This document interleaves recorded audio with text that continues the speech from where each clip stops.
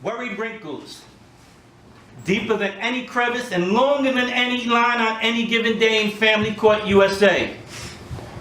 I saw you before you saw me. Eyes blackened, but still holding the hand of the creator of such. You approached and asked me, "Hi, is this where I come when ACS takes my kids?" As I attempted to explain the intake process to you, he jumped up in my face, was like, "Hey, yo, CO, speak to me," as if I didn't already see the power play.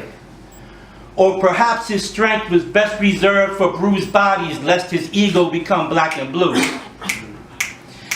He claimed that she fell. Kids lie and ACS is full of shit before I even had the chance to ask him what happened, conjuring up images of imaginary monsters that sometimes really do exist. Although they presented a unified front, separate attorneys is what they shall receive. So desperate to control her, he became irate at the thought of her being spoken to alone, lest she become brava and cry freedom. Trying to assuage his anger, I placed my hand on his shoulder and told him to relax. As a flurry of curse words were thrown my way, "Yo, no one puts his hands on me," he said. Then there was silence. Quickly I saw his anger turn to concern for personal safety as he realized that he was no longer home. No longer king of his castle, no longer overseer. Now it was, "Yes, officer. Sorry, officer. No problem, officer."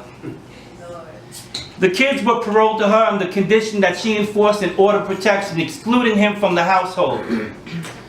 It was an order I knew she could not obey. 1 week later, she reappeared. Split lip, bruised ribs, kids taken away. Feet in the closet was all the caseworker needed to say for the judge to place the children in non-kinship foster care. And he was nowhere to be found. Week after week, bruise after bruise, excuse after excuse, she would reappear before me, say things like, "He's not really such a bad guy. You don't understand, he takes care of me. I started it. Oh my God, why can't ACS just leave us alone?"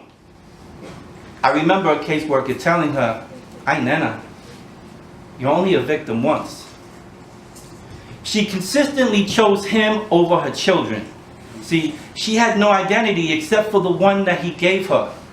A misogynistic attempt at a caste system that has been passed down from generation to generation to generation in the form of misguided machismo. I remember the last time I spoke to her. I saw her flinch when I made sudden movements. I handed her a Safe Horizon card and I told her to get some help. With a look of defeat in her eyes, she looked at me and promised, said she would. As we walked away, I held the door open for her. A simple act of kindness, but one completely foreign to her. I saw her smile, first time in as many months, and I had a glimmer of hope. They found her body 3 days later, stabbed to death. Bloody order of protection in one hand, Safe Horizon card in her wallet, 911 on her cell phone with no life left to press send.